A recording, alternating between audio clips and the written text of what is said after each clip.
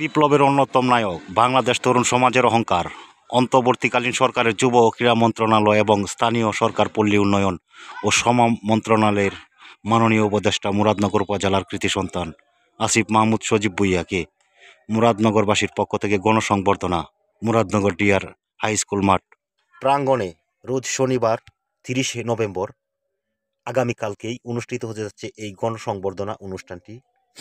আর এই এলাকার কৃতি সন্তান আসিফ মাহমুদ সজীব ভূঁইয়াকে দেখার জন্য আনন্দমুখর পরিবেশ তৈরি করেছে গ্রামবাসী। আর আমার সামনে প্রতিবেশী এক চাচা আছে, ওনার সাথে একটু কথা বলবো, আপনাদেরকে জানানোর চেষ্টা করব। আসসালামু আলাইকুম, কেমন আছেন? ভালো আছি চাচা, এখানে একটা পোস্টার দেখছি আসিফ মাহমুদ সজীব ভূঁইয়ার গণসংবর্ধনা অনুষ্ঠান।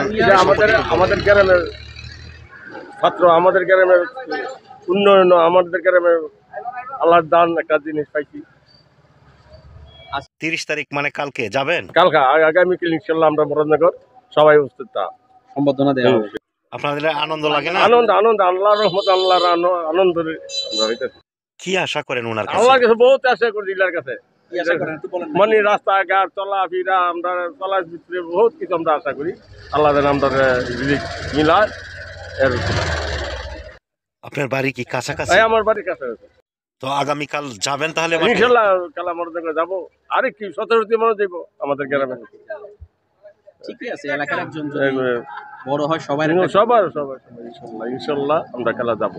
আচ্ছা, বর্তমানে কি করেন আপনি এখন? আমি এখন গৃহস্থ করি, কৃষক সবজি টবজি করি। নিজের জমি?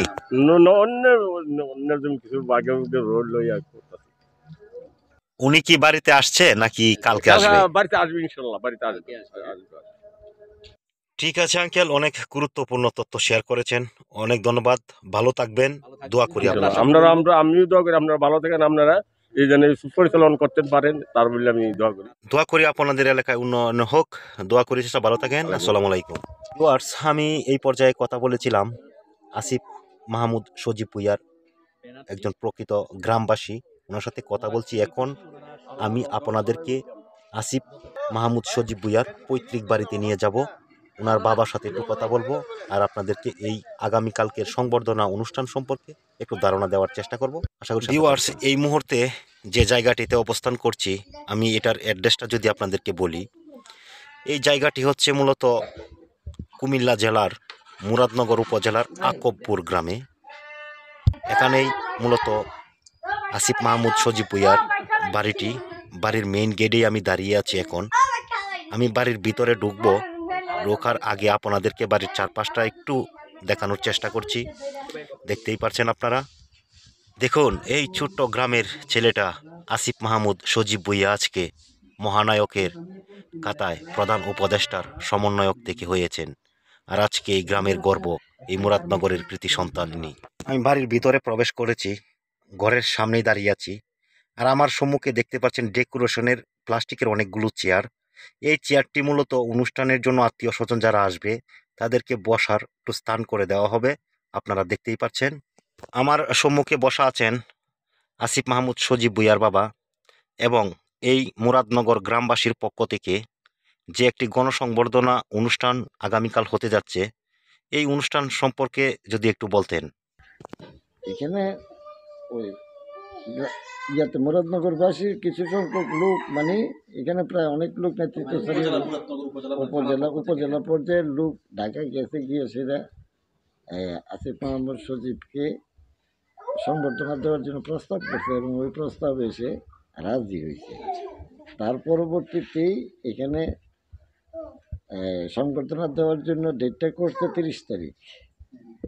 30 তারিখ 12টার সময় সে আসবে উপজেলায়, এবং উপজেলা কর্মকর্তা যারা আছে সবাইকে নিয়ে এসে এখানে একটু আলোচনা করবে, করার পরে 2টার সময় সংবর্ধনা অনুষ্ঠানে অংশগ্রহণ করবে। এটাকে মুরাদনগর ডিআর হাই স্কুল মাঠে মানে সংবর্ধনা অনুষ্ঠানটা অনুষ্ঠিত হইব। তো তারপর ওখানে বলা আছে যে এখানে তারা যে শিডিউলটা দিয়েছে, শিডিউল মোতাবেক 6টার দিকে বাড়িতে আসবে এবং 8টা পর্যন্ত অবস্থান করবে, সন্ধ্যা 6টা। তারপরে 8টার সময় এখানে আবার ঢাকার উদ্দেশ্যে রওনা দিব। এই ছিল আর কি এটার অবস্থা। তবে মোটামুটি এই পর্যন্ত যা জানা গেছে আর কি, মুরাদনগর উপজেলায় সংবর্ধনা অনুষ্ঠানটাকে সফল করার জন্য যথেষ্ট সারা জাগছে।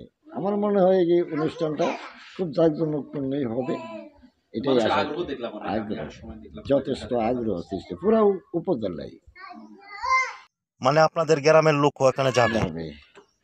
গ্রামের লোক কালকে বিকেলে মিটিংয়ে বসছিল, বসে যে তারা সিদ্ধান্ত নিয়েছে এখান থেকে গ্রামের নেতৃত্বস্থানীয় যারা আছে তারা সবাই মিলিতভাবে এখানে বোধহয় 40টা গাড়ি তারা ভাড়া করছে এবং তাদের খরচই ওই অনুষ্ঠানে যাওয়ার জন্য। আচ্ছা আঙ্কেল, 6টার সময় আসলে 2 ঘন্টা থাকবে বাড়িতে আপনার, 2 ঘন্টা আর ওনার আত্মীয় স্বজন কি আসবে সবাই দেখা করার জন্য? এখানে এটাতে আত্মীয় স্বজন তো আসবেই, তারপরে গ্রামের কতগুলো মুরব্বী মানুষ আছে নেতৃত্বস্থানীয়, তারা কিন্তু ওই পর্যন্ত হয়তো নাও পারে, এই জন্য তাদের দেখারও একটা ব্যবস্থা করা হইব এখানে, এই আর কি।